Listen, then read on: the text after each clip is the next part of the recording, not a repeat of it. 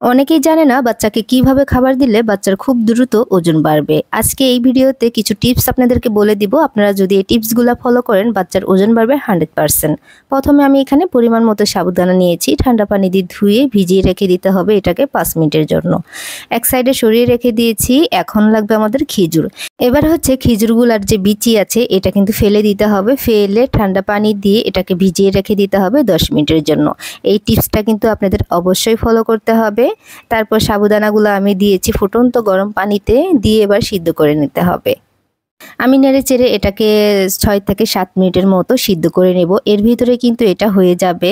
যখন এটা হবে তখন আপনারা দেখলেই বুঝতে পারবেন এটা সাদা সাদা ভাবটা কিন্তু চলে যাবে। আমি নামিয়ে এক সাইডে রেখে দিব। এখন লাগবে আমাদের মিষ্টি কুমড়া।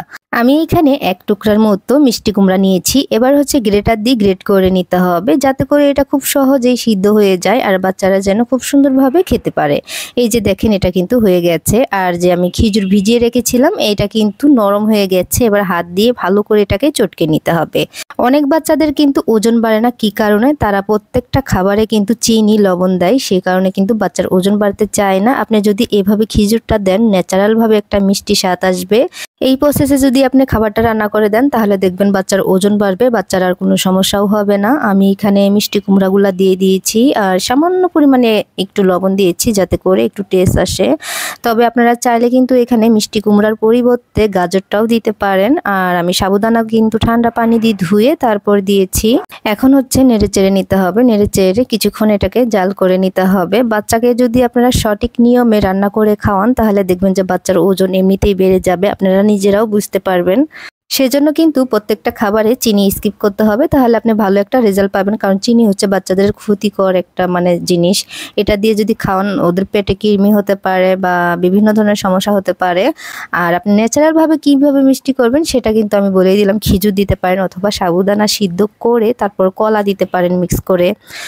যেটা ন্যাচারালভাবে দিলে মিষ্টি হবে সেটা দিয়ে কিন্তু আপনি রান্না করে দিতে পারবেন, কোনো সমস্যা হবে না। এতে করে বাচ্চা মজা করে খাবে। কারণ বাচ্চাদের যদি খাবারটা টেস্ট করে না রান্না করে দেন তারা কিন্তু খেতে চায় না, ভালোও লাগে না। আমরা তো বলি যে চিনি খেলে ক্ষতি হয়, সমস্যা হয়, তো চিনিটা দিতে চাই না। কিন্তু কি দিলে ন্যাচারালভাবে মিষ্টি হবে সেটা কিন্তু আপনাদের দিতে হবে।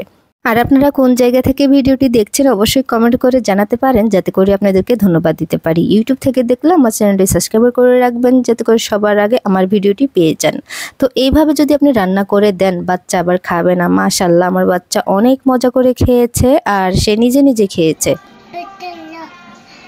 খাবারের আগে আবার বলছিল বিসমিল্লাহ। এভাবে যদি আপনাদের বাচ্চাদের রান্না করে দেন বাচ্চারা 100% খাবে আর বাচ্চাদের ওজন বাড়াতেও সাহায্য করবে।